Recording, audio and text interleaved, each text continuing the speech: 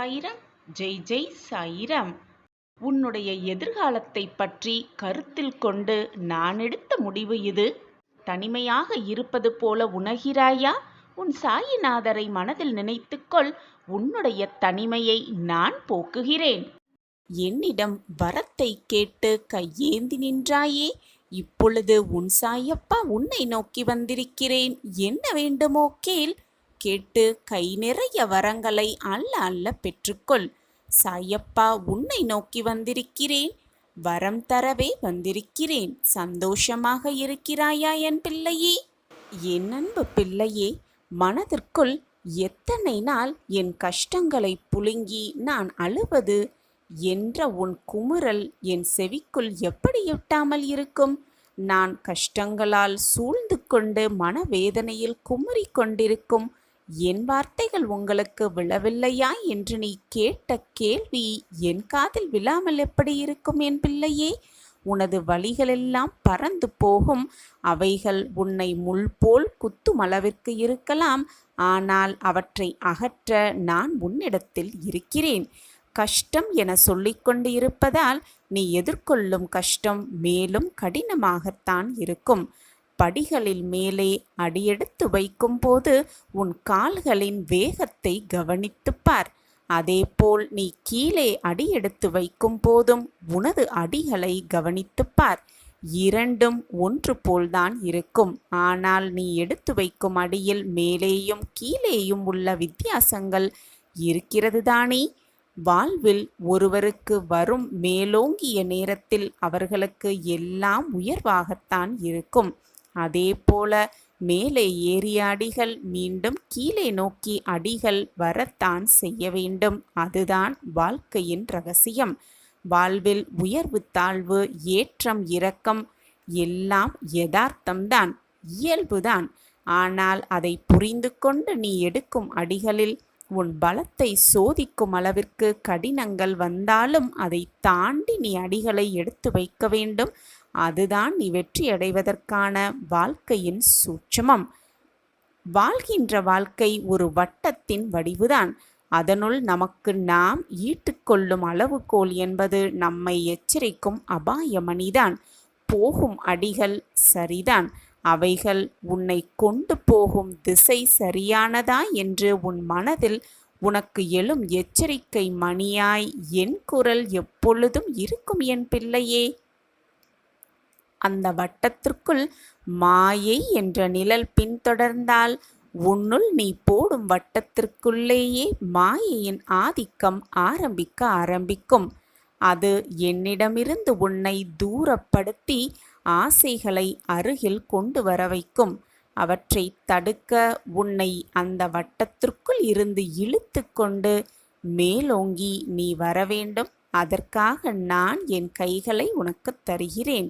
என் பலத்தின் மொத்தமாக உன்னிடம் காண்பாய். காலங்களும் நேரங்களும் தான் பதில் சொல்லுவது என்று உனக்கு நான் கூறுவதன் காரணம் புரிகிறதா? உனது பொறுமையும் நம்பிக்கையும் சகிப்புத்தன்மையும் நிலைத்து நிம்மதியான வாழ்வை உருவாக்குவதற்காகத்தான் என்றும் என் அரவணைப்பில் வளர்த்து நான் உன்னை வாழ வைத்து கொண்டிருக்கிறேன். எல்லா செல்வ வளங்களையும் பெற்று சீரும் சிறப்புமாய் நிம்மதியான மகிழ்ச்சியான வாழ்க்கையை நீ சர்வ நிச்சயமாக வாழ்வாய். இது உன் சாயப்பா உனக்கு தரும் சத்திய வாக்கேதான். மனபாரம் தாங்காமல் தவித்து கொண்டிருக்கிறோமே என்று நினைக்காதே. உன் மனம் சந்தோஷப்படும் அளவிற்கு நல்ல நிகழ்வுகள் உன் வாழ்வில் நடப்பதற்காகத்தான் இந்த ஒரு சோதனை வந்திருக்கிறது என்பதை தீர்க்கமாக புரிந்து கொள். துயரங்களை சந்திக்கிறோமே என்று வருந்தாதே. அந்த துயரங்களோடு எதிர்த்து போராடு. என்னுடைய உதவி உனக்கு எப்பொழுதுமே இருந்து கொண்டே இருக்கும். எல்லாம் நமக்கு எதிராக நடந்து கொண்டே இருக்கிறதே என்று வருத்தப்படாதே. மறுகணமே எல்லாம் சரியாவதை நீயே உணர்ந்து கொள்வாய். நான் ஒளி ரூபமாக உன் முன்னே இருப்பேன். கொடுக்க வேண்டிய சமயத்தில் எல்லாம் உன்னிடம் கொண்டு வந்து சேர்ப்பேன். உடைந்த உன் மனதை சரி செய்வேன் உன் சாயி தேவா. உன் வாழ்க்கையில் மிகப்பெரிய மாற்றம் நிகழப்போகிறது. நிகழத்தான் போகிறது. எது வந்தாலும் எதிர்த்து நின்று போராடு. அனைத்தும் நடப்பது அனைத்தும் நன்மைக்கே என்பதை தீர்க்கமாக நம்பு. அனைத்திற்கும் பாதுகாவலனாக, சாட்சியாக நான் எப்பொழுதுமே உன் அருகில் இருந்து கொண்டே இருக்கிறேன். கவலையோடும் கண்ணீரோடும் வரவேண்டும் நீயே சாயிநாதா, வரம் தேட வேண்டும் சாயிநாதா என்று கூப்பிட்டு கொண்டே இருக்கும் என் பிள்ளையோடு உன்னப்பா பேச வந்திருக்கிறேன். வரங்களை அள்ளி அள்ளி கொடுக்கவே நான் வந்திருக்கிறேன். உனக்கு தேவையானது என்னவோ, எதை கொடுத்தால் சந்தோஷமாக இருப்பியோ என்று நான் யோசித்து யோசித்து அதை உன் வாழ்க்கையில் சேர்த்து கொண்டே இருப்பேன். இது உன் சாயியின் வாக்கு. உன் எதிர்காலம் சர்வ நிச்சயமாக மாறும். நான் அதை மாற்றியமைப்பேன். உன் சாயப்பா உனக்காகவே கொடுக்கும் பரிசு இதுதான். உன்னுடைய அன்பை அலட்சியம் செய்தால் அதற்கான நிலையை அவர்கள் நிச்சயமாக அடைவார்கள். நான் உனக்காக அன்பை பொழிய, பாசத்தை கொடுக்க எப்பொழுதும் உன் அருகிலேயே இருந்து கொண்டிருக்கிறேன் என்பதை மறந்து விடாதே, மறுத்தும் விடாதே. உன் வாழ்க்கை என் கையில் இருக்கிறது குழந்தையே. கவலைக்கான மாபெரும் வெற்றியை நான் உன்னை நோக்கி கொடுத்து கொண்டே இருப்பேன். நீ என்னுடைய பொக்கிஷம். நான் தேடி கண்டுபிடித்த பொக்கிஷம் நீ. உனக்கு நல்லது செய்யாமல் வேறு யாருக்கு நல்லது செய்ய போகிறேன்? நடப்பது என்ன என்று தெரியாமல் அப்பாவியாக இருக்கிறாய். நடக்கப் போவதும் என்ன என்று தெரியாமல் குழம்பிக் கொண்டிருக்கிறாய். அதனால்தான் வரவேண்டும் நீங்களே சாயிநாதரே என்று எப்பொழுதும் என்னை கூப்பிட்டு கொண்டே இருக்கிறாய். வரவேண்டிய நேரத்தில், கொடுக்க வேண்டிய சமயத்தில், தீர்க்க வேண்டிய நேரத்தில் எல்லாம் உனக்கு சுபமாக நடக்கும், சுகமாகவும் இருக்கும். நான் அனைத்திற்கும் சாட்சியாக உன்னுள்ளே இருந்து கொண்டிருக்கும் பொழுது உனக்கே எல்லாம் புரியும். சரியான நேரத்தில் உனக்கு எல்லாம் புரியும். நான் உனக்கு புரிய வைப்பேன். அனைத்தையும் நானே நடத்துகிறேன் என்பதை தீர்க்கமாக நம்பு. எனக்கு நானாகவே செய்கிறேன் என்ற எண்ணத்தை வரவிடாதே. நான் துணையாக இருப்பேன். நீ நடக்கும் பாதையில் முட்கள் இருந்தால் நானே முன்பாகவே அதை களைந்து விடுகிறேன். நான் உன்னுடனேயே வந்து கொண்டிருப்பதை நீ மறந்தால் நான் என்ன செய்ய முடியும் குழந்தையே? நான் இருக்கிறேன். ஒரு அன்பு நம்மை விட்டு விலகும் பொழுது நமக்கு ஏற்படும் வலி, ஒரு அன்பு நமக்கு கிடைக்கும் பொழுது நம் மனதிற்கு ஏற்படும் ஆறுதல் என்று வாழ்க்கை பல வண்ணங்களாகத்தான் இருக்கும். இவற்றையெல்லாம் நான் அனுபவிக்க விரும்பவில்லை. இவற்றையெல்லாம் நான் பார்க்க ஆசைப்படவும் இல்லை என்று நீ சொன்னால் கூட அது உன் கையில் இல்லை. வாழ்க்கை என்பது ஏற்கனவே தீர்மானிக்கப்பட்டவை. நடப்பவை நடந்தே தீரும். நமக்கு என்று எழுதப்பட்டது நமக்கு வந்தே தீரும். யார் யார் உன் வாழ்க்கையில் அனுபவிக்க வேண்டும் என்று, உன் அருகில் நீ வாழ வேண்டும் என்று தீர்மானிப்பது சாயிநாதரே. என்னை மீறி உன் வாழ்க்கையில் எந்த தவறும் நடந்திராது. கலங்காமல் இரு. நீ கேட்ட அத்தனை விஷயமும், நீ பிரார்த்தித்த அத்தனை வேண்டுதல்களும் நிறைவேறும் நேரம் வந்துவிட்டது. இன்று முதல் நீ எடுத்து வைக்கும் ஒவ்வொரு அடியும் வெற்றி படிக்கல்லாக மாறும் என்பதை நம்பு. நிச்சயமாக நான் மாற்றியே காட்டுவேன். உன் துன்பங்கள் இன்றோடு விலகப் போகிறது. உன் பிரச்சனை அனைத்தும் நீங்கப் போகிறது. உன் சந்தோஷ காலம் ஆரம்பமாகப் போகிறது. நீ எதிர்பார்த்த அந்த நல்ல செய்தியோடு உன் சாயப்பா உன் இல்லத்திற்கே வந்துவிட்டேன். சாயப்பாவை வரவேற்று சாயப்பாவிற்கு ஒரு நன்றியை சொல்லிவிட்டு நீ மகிழ்ச்சியாக இரு. அதுதான் எனக்கு வேண்டும். அதை தவிர உன்னிடம் நான் எதையும் விரும்பவில்லை. நீ சந்தோஷமாக இருந்தாலே போதும். என் மனம் குளிரடையும். வாழ்க்கையில் எல்லாம் எப்பொழுதும் ஒன்று போல் இருப்பதே இல்லை குழந்தையே. வாழ்க்கையில் உனக்கு வரும் சோதனைகளையும் பிரச்சனைகளையும் எல்லாம் சகித்துக்கொள். வாழ்க்கையே எனக்கு வேண்டாம் என்று ஓடிப்போகாதே. வாழ்க்கையில் நீ வெற்றிகளை அடைய வேண்டுமென்றால் சில பல பிரச்சனைகளை சகித்து கொண்டுதான் போக வேண்டும். நான் உன்னிடம் அடிக்கடி கூறுவது போல் உனக்கு வந்திருக்கும் இந்த அவமானங்கள் புறக்கணிப்புகள், அவமரியாதைகள், வேதனைகள் எல்லாமே உன் வெற்றிக்கான படிகளாகவே இருக்கும் என்பதைதான் மீண்டும் மீண்டும் நான் வலியுறுத்திக் கொண்டே இருக்கிறேன். இவற்றையெல்லாம் நீ சகித்து கொண்டுதான் ஆக வேண்டும். சில நேரங்களில் இவற்றையெல்லாம் நீ சகித்து கொண்டு புறக்கணித்துவிட்டு முன்னேறி வந்து கொண்டுதான் இருக்க வேண்டும். ஏனென்றால் இவர்களுக்கு பின்னாலேயே நீ ஓடிப்போடிக் கொண்டிருந்தால் நீ முன்னேறும் காலம் உனக்கு தடைப்பட்டு விடுமல்லவா? எனவே சில சமயம் அனைத்தையும் சகித்துக்கொள், சில சமயம் அதை புறக்கணித்துவிட்டு உன் வாழ்க்கையை நீ ஓடிக்கொண்டே இரு. உனக்கு பின்னால் இருந்து கொண்டு நீ இப்படி வாழ்கிறாயே, உன் வாழ்க்கையை இவ்வளவு மோசமாக வாழ்கிறாயே என்று உன்னையே பற்றி புறம் பேசுபவர்கள் வார்த்தைகளை விட்டுவிடு. காதில் வாங்கிக் கொள்ளாதே. உன் மனதிற்கு எது சரி என்று படுகிறதோ, உன் மனதிற்கு இதுதான் சரி என்று படுகிறதோ அதை மற்றவர்களுக்காக மாற்ற எண்ணாதே. ஏனென்றால் உன்னை பற்றி புறம் பேசுபவர்களெல்லாம் உனக்கு பின்னால் இருந்து கொண்டிருக்கிறார்கள். ஆனால் நீ அவர்களுக்கு முன்னால் ஓடிக்கொண்டிருக்கிறாய் என்பதை மறந்து விடாதே. ஓடுவதை அவர்கள் சொல்வதற்காக, அவர்கள் பேச்சிற்காக நீ நிறுத்தினாயென்றால் அவர்கள் முன்னேறி விடுவார்கள் உன் வாழ்வில். உன் வாழ்வு அப்படியே தேங்கிவிடும்.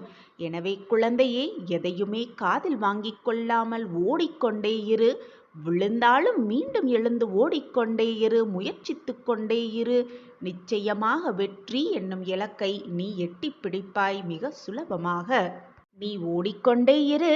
உன்னை பேசுபவர்கள் எல்லாம் இருந்த இடத்திலேயே நின்று கொண்டு புறம் பேசிக்கொண்டே இருக்கட்டும். அவர்கள் அங்கேயே தேங்கி நின்று கொண்டே இருக்கட்டும். முன்னேறிக்கொண்டே இரு. அவர்கள் கூறுவதற்கெல்லாம் நீ பதில் சொல்ல வேண்டும் என்று நினைத்தால் நீ பின்னோக்கிதான் செல்ல வேண்டும் குழந்தையே. நீ பின்னோக்கி சென்றால் அவர்கள் இடத்திலேயே நீ நின்று கொண்டே இருக்க வேண்டியதுதான். பின் வாழ்வில் நீ முன்னேறப் போகும் பாதையே உன் கண்களுக்கு தெரியாது. எனவே குழந்தையே, எப்பொழுதும் மறந்தும் கூட உன் அடியை பின்னோக்கி எடுத்து வைக்காதே. முன்னேறிக்கொண்டே இரு, ஓடிக்கொண்டே இரு, முன்னேறிக்கொண்டே இரு. வாழ்க்கையை வெல்லலாம். வா குழந்தையே. குழந்தையே, நான் கூறுவதை கேள். என்னுடைய வாக்குப்படி உன் வாழ்வில் நிச்சயமாக நல்ல மாற்றங்கள் நிகழும். இதை முழுவதுமாக கேள், நம்பிக்கையோடு கேள். உன் வாழ்வில் நடக்கப் போகும் அதிசயத்தை பார்த்து நீ மெய்சிலிர்த்து நிற்கத்தான் போகிறாய். ஒரு ஊரில் ஒரு குரு வாழ்ந்து வந்தார். அந்த ஊரில் அந்த குருவை தரிசிப்பதற்காக ஒரு இளைஞன் வந்தானாம். அப்பொழுது அந்த குருவை பார்த்தவுடன் அந்த இளைஞன் கதறி அழ ஆரம்பித்து விட்டானாம். அதை பார்த்த குரு அந்த மனிதனிடம், ஏனப்பா அழுகிறாய்? உன்னுடைய கவலைகள் எதுவானாலும் என்னிடம் கூறு என்று கூறினாராம். உடனே அந்த இளைஞன், குருவே, என் வாழ்க்கையில் நிம்மதி என்ற சொல்லிற்கு இடமே இல்லை. எடுத்தது எல்லாம் தோல்வியில்தான் முடிகிறது. என் வாழ்க்கையில் என்னை மீட்டெடுக்க யாருமே இல்லை. என் வாழ்க்கை அப்படியே போய்விடும் போலிருக்கிறது. இந்த வாழ்க்கையிலிருந்து என்னை மீட்டெடுக்க ஏதாவது ஒரு வழியை கூறுங்கள் என்று கூறினானாம். அதை கேட்ட அந்த குரு புன்முறுவலோடு அந்த இளைஞன் கையில் ஒரு குவளை நீரையும் மற்றும் ஒரு கையில் ஒரு குவளை உப்பையும் கொடுத்தாராம். இந்த குவளையில் உனக்கு கொடுத்திருக்கும் இந்த உப்பை விட்டு அந்த நீரை அருந்து என்று கூறினாராம் அந்த குரு. அவன் குரு சொன்னது போல் அந்த உப்பை தண்ணீரில் விட்டு அதை அருந்தினான். 2 மடக்குக்கு மேல் அவனால் முழுங்கவே முடியவில்லை. உடனே குருவிடம், என்னால் முடியவில்லை என்று கூறினான். உடனே குரு மீண்டும் ஒரு குவளை உப்பை கொடுத்து, இதோ பக்கத்தில் தெரிகிறதே அந்த நதி, அதில் இந்த உப்பை கரைத்து அந்த நீரை அருந்து என்று கூறினாராம். அவனும் அதே போல செய்தான். அந்த உப்பை அனைத்தையும் நதியில் கரைத்தான். அந்த நதியின் தண்ணீரை குடித்தான். போதுமான அளவு தண்ணீரை குடித்ததும் தாகம் தீர்ந்ததும் அவன் குருவிடம் வந்தான். அதை பார்த்து கொண்டிருந்த அந்த குரு அவரிடம் கூறினான், நான் உன்னிடம் கொடுத்தது ஒரே அளவு உப்பைதான். ஆனால் முதல் முறை உன் கையில் குவளையில் கொடுத்தது மிக சிறிய அளவுள்ள நீர். அதனால்தான் அந்த உப்பின் அளவு, உப்பின் கரிப்புத்தன்மை அதிகமாக உனக்கு தெரிந்தது. ஆனால் நதியில் இருந்ததோ அதிகமான நீர். அதில் உப்பின் கரிப்பு சுவை உனக்கு தெரியவே இல்லை. இது போலத்தான் இளைஞா வாழ்க்கையும். மனது இப்பொழுது குவளை தண்ணீர் போல் இருக்கிறது. அதனால்தான் உன்னுடைய துன்பங்களும் துயரங்களும் உனக்கு மிக பெரியதாக தெரிகிறது. எப்பொழுது உன்னுடைய மனது நதியைப் போல் அகலமாக விரிவடைகிறதோ அப்பொழுது உனக்கு வந்திருக்கும் இந்த துயரங்களும் சோதனைகளும் வேதனைகளும் ஒரு பொருட்டாக கூட தெரியாது என்று அந்த குரு அந்த இளைஞனிடம் கூறினார். அந்த குரு சொன்னது, அந்த இளைஞனுக்கு மட்டுமில்லை குழந்தையே, உனக்கும் சேர்த்துதான் என்பதை புரிந்து கொள். துயரங்களை பார்த்து துவண்டு விடாமல், அப்படியே உட்கார்ந்து விடாமல், தொடர்ந்து முயன்று கொண்டே இருந்தால், உழைத்து கொண்டே இருந்தால், ஓடிக்கொண்டே இருந்தால் நிச்சயமாக வாழ்க்கையில் வெற்றி என்னும் இலக்கை அடைந்தே விடலாம். உனக்கு துணையாக எப்பொழுதுமே உன் சாயப்பா உன் அருகில் இருக்கும் பொழுது எதற்காக உனக்கு வரும் இந்த துயரங்களை பார்த்து நீ பயப்படுகிறாய்? நிலையே இல்லாத வாழ்க்கையில் உன் துயரங்கள் மட்டும் உன்னிடமே நிலையாக இருந்து விடுமா? நான் அடிக்கடி கூறிக்கொண்டே இருக்கிறேன் குழந்தையே, நிலையே இல்லாத இந்த வாழ்க்கையில் உன் கஷ்டங்களும் வேதனைகளும் சோதனைகளும் போராட்டங்களும் நிலையானது அல்ல. நான் சொல்கிறேன் கேள். நிம்மதியாக இரு. மனம் சோர்வாக இருக்கும் பொழுது என் கைகளை இறுக பற்றிக்கொள். என் காலடியில் வந்து சரணடைந்து விடு. உன் வாழ்க்கையில் நீ செல்ல வேண்டிய இடத்தில் நிச்சயமாக நான் உன்னை கொண்டு சேர்ப்பேன்.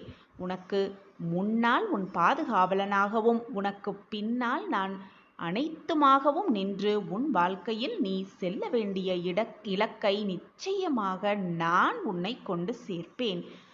இதில் எந்த ஒரு தடைகள் வந்தாலும் அதையெல்லாம் தடைத்து எறிந்துவிட்டு முன்னேறிக்கொண்டே இரு. உன் அப்பா உன் அருகிலேயே இருக்கிறேன் என்பதை எப்பொழுதும் மறந்து விடாமல் முன்னேறிக்கொண்டே இரு. நினைப்பது ஒன்று, நடப்பது இன்னொன்று. நீ நடப்பதை எல்லாம் நல்லதாய் எண்ணிக்கொள்.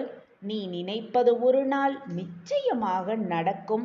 உன்னுடைய தன்னம்பிக்கையை மட்டும் எப்பொழுதும் தளர விட்டு விடாதே. இதுதான் உன் வாழ்க்கையின் வெற்றிக்கான ரகசியம். நீ நினைப்பதும் நிச்சயமாக ஒரு நாள் நடந்தே தீரும். தன்னம்பிக்கையோடு இரு, நம்பிக்கையோடு இரு. நீ நினைப்பதற்கு மேலாகவே உன் சாயப்பா உனக்கு நடத்தி காட்டுவேன். வாழவே தகுதியில்லை எனக்கு என்று நீயே ஒரு முடிவை எடுத்துவிட்டு அந்த முடிவுக்காக வருத்தப்பட்டு கொண்டிருக்கிறாய். குழந்தையே, உன் வாழ்க்கைக்கு வாழ தகுதியான அனைத்தையும் நான் செய்து கொண்டிருக்கிறேன். நீ வாழ்வதற்காகவே இந்த பொக்கிஷமான வாழ்க்கை உனக்கு கிடைத்திருக்கிறது. அதை எண்ணி எண்ணி வருத்தம் கொள்ளாதே. உனக்கான வாழ்க்கை உனக்காகவே காத்து கொண்டிருக்கிறது. உன்னுடைய பூர்வ ஜென்ம கணக்கு எல்லாம் முடிந்து விட்டது. இதோ புது கணக்கு உனக்காகவே துவங்கப் போகிறது. நீ ஆச்சரியத்தில் உறைந்து நிற்கத்தான் போகிறாய். உன் வாழ்க்கையில் ஏற்படும் மாற்றங்களை பார்த்து பார்த்து. நான் என்ன பாவம் செய்தேன் என்றே தெரியவில்லை. என் வாழ்க்கையில் மட்டும் இவ்வளவு சோதனைகளும் சோகங்களும் துன்பங்களும் நிரம்பி வழிகிறது என்று கவலை கொள்ளாதே என் பிள்ளையே. உன்னுடைய பூர்வ கணக்கு, உன்னுடைய கர்மா எப்பொழுதும் தவறாக நடக்காது, தவறாகவும் நிகழாது. ஆனால் உன்னுடைய கர்மா கழிந்து விட்டது குழந்தையே. வாழ வேண்டும், வாழ்வதற்காகவே வாழ வேண்டும் என்று முடிவு செய்து கொள். நல்ல வசந்த காலம், உனக்கான மகிழ்ச்சியான காலம், உனக்கான சந்தோஷமா நிறைந்த காலம் காத்து கொண்டிருக்கிறது என்பதை தீர்க்கமாக நம்பு. உனக்கான வசந்த காலத்தை உருவாக்க உன் சாயப்பா நானும் காத்து கொண்டிருக்கிறேன். அந்த வேளையில்தான் நானும் இறங்கி இருக்கிறேன். உனக்கான புது வாழ்க்கையை துவக்கவே நானும் காத்து கொண்டு இருக்கிறேன். தினமும் சிந்தனையை செய்து கொண்டுதான் இருக்கிறாய். எப்பொழுதும் சிந்தித்து கொண்டே இருக்கிறாய். ஆனால் அதற்கான செயல் வடிவத்தை நீ கொடுத்ததாகவே தெரியவில்லை என் குழந்தையே. எப்பொழுதும் சிந்தித்து சிந்தித்து நடந்ததை நினைத்து நினைத்து வருந்திக் கொண்டும் வரப்போவதை நினைத்து நினைத்து பயந்து கொண்டும் எப்பொழுதும் சிந்தனை மட்டுமே செய்து கொண்டிருக்கிறாயே தவிர செயல் வடிவம் எப்பொழுதுதான் கொடுக்க? ஏதாவது ஒரு காரணத்தை நீயே உருவாக்கிக் கொண்டு உன் செயல் வடிவத்திற்கான காரணத்தை நீயே தள்ளி போட்டுக்கொண்டே இருக்கிறாய். காலம் அறிந்து பயிர் செய். வாழ்க்கையை வீணடிக்காமல் உனக்கு கிடைத்திருக்கும் இந்த பொக்கிஷ வாழ்க்கையை எவ்வளவு சந்தோஷமாக மாற்ற முடியுமோ அதனை சிந்தனை செய்து அதை செயல்படுத்து. உன் வாழ்வு உனக்கேற்றாற்போல் மகிழ்ச்சியாகவும் ஆனந்தமாகவும் இரட்டிப்பு மகிழ்ச்சியாகவும் மாறும். அந்த மாற்றத்தை எதிர்நோக்கி நீயும் காத்து கொண்டிருக்கிறாய், நானும் அதற்காக உழைத்து கொண்டுதான் இருக்கிறேன். நீ நினைத்த மாதிரி உன்னுடைய வாழ்க்கையை மாற்றிக்கொண்டால், அதற்கான செயல் வடிவத்தை கொடுத்தால் உன் வாழ்வு சந்தோஷம் மிகுந்த வாழ்வாக மாறும் என்பதில் எந்த ஒரு சந்தேகமுமே இல்லை. சோர்வை எப்பொழுதும் வளர்த்து விடாதே.